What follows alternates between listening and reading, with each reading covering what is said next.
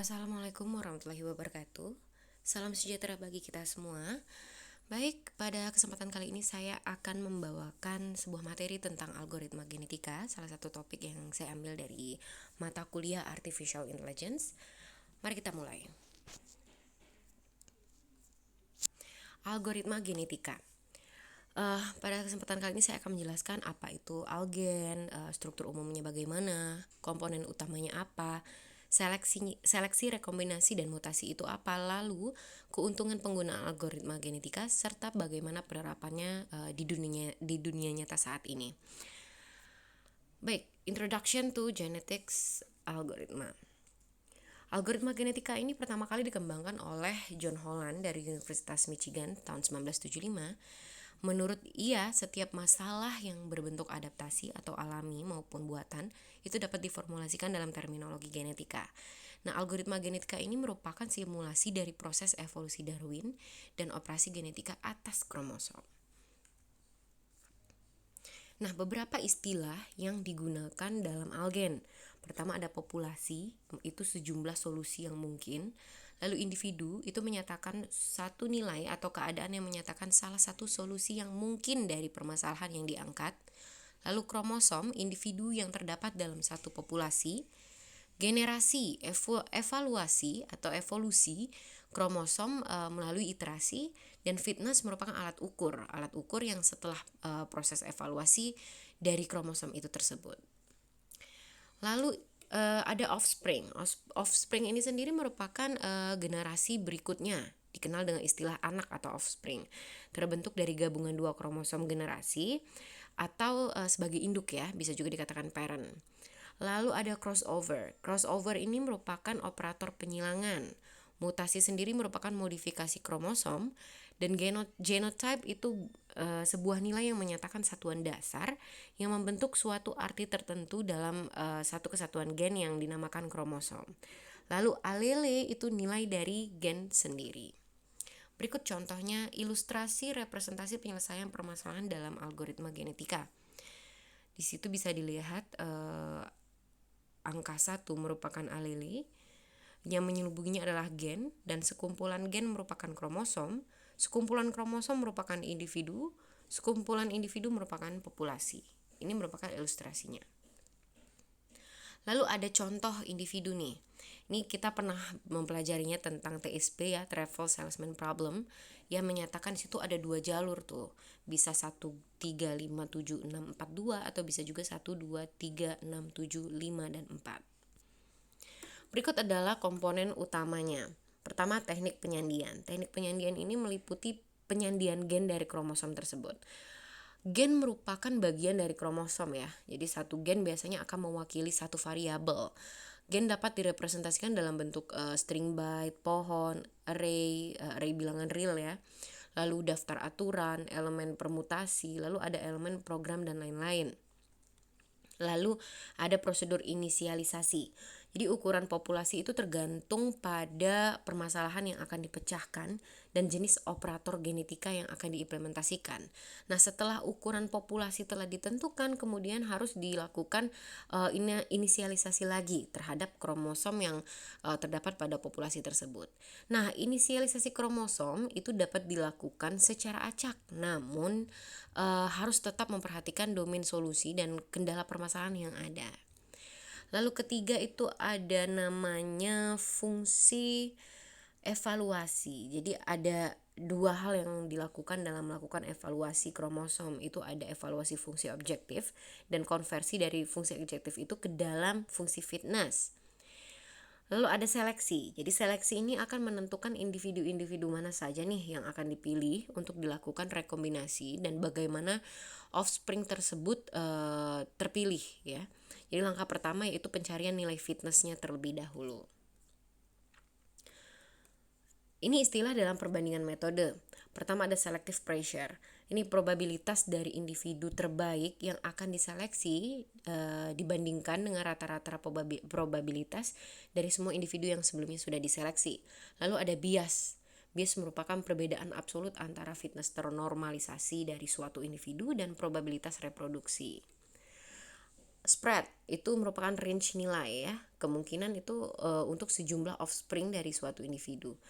Jika loss of diversity itu merupakan proporsi dari individu-individu dalam suatu populasi yang tidak terseleksi selama fase seleksi itu. Lalu istilah dalam perbandingan metode ada juga selection intensity. Jadi ini merupakan nilai fitness rata-rata yang kita harapkan dalam suatu populasi setelah dilakukan seleksi. Dia akan menggunakan distribusi Gauss ternormalisasi. Sedangkan kalau selection variance itu variansi yang diharapkan dari distribusi fitness dalam populasi setelah dilakukan terjadinya seleksi itu menggunakan distribusi Gauss ternormalisasi juga. Berikut merupakan metode seleksi dari induk. Pertama, rank based fitness assignment. Populasi diurutkan menurut nilai objektifnya. Jadi nilai fitness dari tiap-tiap nilai hanya tergantung pada posisi individu tersebut dalam urutan dan tidak dipengaruhi oleh nilai objektifnya. Lalu kedua, role wheel selection. Jadi istilah lainnya adalah stochastic sampling with replacement. Sebuah bilangan random dibangkitkan dan individu yang memiliki segmen dalam kawasan segmen atau dalam kawasan bilangan random itu diseleksi. Nah, proses ini berulang hingga didapatkan sejumlah individu yang diharapkan. Nih sebagai contoh dari roulette well selection. Jadi dia dari individu 1 fitnessnya 10%, jatahnya adalah dari 1 sampai 10. Dibangkitkanlah bilangan itu random antara 1 sampai 100 sebanyak 5 kali sehingga ditemukan setelah random 30 kali terdapat individu 2. Terus sampai random selanjutnya 88 ditemukan individu keempat dan terus sampai selesai. Jadi memang bentuknya seperti roulette wheel. Lanjut, metode seleksi dari induk ini ada yang nomor 3 itu adalah stochastic universal sampling, memiliki nilai bias 0 dan penyebaran yang minimum. Nah, andaikan nih N itu adalah jumlah individu yang akan diseleksi, maka jarak antar pointer adalah 1 dibagi N. Dan posisi pointer pertama itu diberikan secara acak pada range 1 dan 1 dibagi N. Jadi ada range-nya. Lalu ada local selection. Setiap individu yang berada di dalam constraint tertentu disebut dengan nama lingkungan lokal. Jadi interaksi antar individu hanya dilakukan di dalam wilayah tersebut itu saja. Ada juga truncation selection. Itu merupakan seleksi buatan yang digunakan oleh populasi yang jumlahnya sangat besar. Jadi individu-individu itu diurutkan berdasarkan nilai fitnessnya, hanya individu yang terbaik saja yang akan diseleksi sebagai induk. Nah, parameter yang digunakan adalah suatu nilai ambang trunk yang mengindikasikan ukuran populasi yang akan diseleksi sebagai induk yang berkisar antara 50% sampai dengan 10% saja. Dan turnamen selection itu ditetapkan suatu nilai tur untuk individu-individu yang dipilih secara random dari suatu populasi. Nah, jadi individu-individu yang terbaik dalam kelompok ini akan diseleksi sebagai induk dan parameter yang digunakan adalah ukuran tur yang bernilai antara 2 sampai dengan N. N itu jumlah individu dalam populasi tersebut. Lanjut rekombinasi. Rekombinasi ini bernilai real ya. Jadi rekombinasi diskrit pertama menukar nilai variabel antar kromosom induk. Lalu ada yang namanya rekombinasi intermediate. Dia metode rekombinasi yang hanya dapat digunakan untuk variabel real. Jadi nilai variabel anak dipilih di sekitar dan di antara ya nilai-nilai variabel induk. Lalu ada rekombinasi garis. Itu hampir sama dengan rekombinasi menengah. Hanya saja nilai alfa untuk semua variabel sama. Dan terakhir adalah rekombinasi garis yang diperluas. Jadi sama dengan yang rekombinasi garis, namun dia diperluas.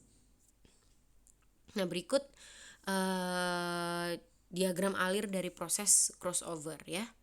Dari induk 1, induk 2 melakukan random. Lalu setelah itu melakukan probabilitas crossover. Jika iya dia melakukan crossover, jika tidak dia akan langsung lanjut.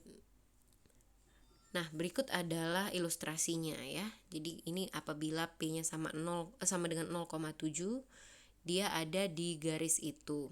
Nah, ketika dia P-nya sama dengan 0,95, dia akan berpindah. Angkanya pun akan berpindah. Lanjut sampai ke P sama dengan 0,65. Ini juga ditentukan probabilitas crossovernya 0,9. Jadi garis-garis di situ adalah menandakan terjadinya perpindahan dari yang kiri itu 0 di atas, 1 di bawah, ini diganti. Jadi dari garis kiri ke kanan itu ditukar semuanya. Sama dengan juga P sama dengan 0,35. Ketika dia bilang ditentukan probabilitas crossovernya 0,9, maka yang hanya 0,9 saja yang tidak berubah. Ketika P sama dengan 0,35, maka dia akan berubah dari garis kiri ke kanan, berubah nih, dari atas ke bawah, kurang lebih begitu. Berikut adalah mutasi ya. Ini adalah diagram alir proses mutasi bernilai real dan biner. Jadi individu melakukan random nih dari 0 sampai 1. Lalu probabilitas mutasi jika dia akan tetap melakukan random dan melakukan generalisasi di mutasi. Lalu gennya setelah dimutasi akan selesai. Lalu apabila dia probabilitas mutasinya tidak, maka dia akan langsung ke hasil. Berikut adalah contoh mutasi ya. Jadi dia berubah nih. Harusnya 0 menjadi 1. Jadi R sama dengan 3 berarti itu angka ketiganya yang bermutasi. Siklus algoritma genetika nih, ada siklus algoritma genetika. Bisa dilihat di gambar tersebut bahwa populasi awal mengalami evaluasi fitness, lalu terjadinya seleksi individu, direproduksi oleh crossover dan mutasi, terdapatlah populasi baru dan akhirnya melakukan evaluasi fitness lagi dan terus menerus. Namun ini ada juga nih siklus algoritma genetika yang diperbarui oleh Michael Lewis. Sebelumnya kan dikembangkan oleh David Goldberg nih. Nah, kalau ini lain halnya karena menurut si Michael Lewis ini dia lebih baik menambahkan operator elitism. Jadi di situ jadi diubah nih dari evaluasi fitness melakukan reproduksi crossover dan mutasi, lalu terjadi seleksi individu baru elitism dan terdapatlah populasi baru dan terus berlanjut. Baik, implementasi algoritma genetika. Jadi pertama optimasi. Jadi beberapa pengguna algoritma genetika untuk optimasi antara lain untuk optimasi numerik dan optimasi kombinatorial ya, seperti yang kita bahas tadi, TSP, traveling salesman problem, perancangan integrated circuit atau IC, perancangan job scheduling, bisa juga optimasi video dan suara. Lalu ada juga nih yang sering sudah berjalan, itu ada pemrograman otomatis. Ini merupakan proses evolusi terhadap program komputer ya dalam merancang struktur komputasional. Jadi seperti selular automata dan sorting networks. Selain itu juga ada model ekonomi. Nah, kalau model ekonomi ini dalam bidang ekonomi ya, Algen ini sudah berjalan nih ya. Jadi ini ada algen yang digunakan untuk memodelkan proses-proses inovasi dan pembangunan dari buying strategies. Lalu ada juga machine learning. Sudah pasti ya, karena algoritma genetika juga telah berhasil diaplikasikan untuk memprediksi struktur protein lah. Ada juga algoritma itu juga berhasil diaplikasikan dalam perancangan neural networks ya, yang kita pelajari sebelumnya itu jaringan syaraf tiruan. Nah, ini untuk melakukan proses evolusi terhadap aturan-aturan pada learning classifier system atau simbolik dari production system, dan dapat digunakan untuk mengontrol robot. Lalu ada juga model sistem imunisasi. Jadi memodelkan berbagai aspek pada sistem imunisasi alamiah terhadap sebuah somatik mutasi selama kehidupan individu dan menemukan keluarga dengan gen ganda atau multigen families sepanjang waktu evolusi. Lalu ada juga nih terakhir model ekologis. Jadi memodelkan fenomena ekologis seperti host parasite coevolution ya, simbiosis dan aliran sumber di dalam ekologi. Baik, sekian materi yang dapat saya sampaikan. Terima kasih atas perhatiannya. Wassalamualaikum warahmatullahi wabarakatuh.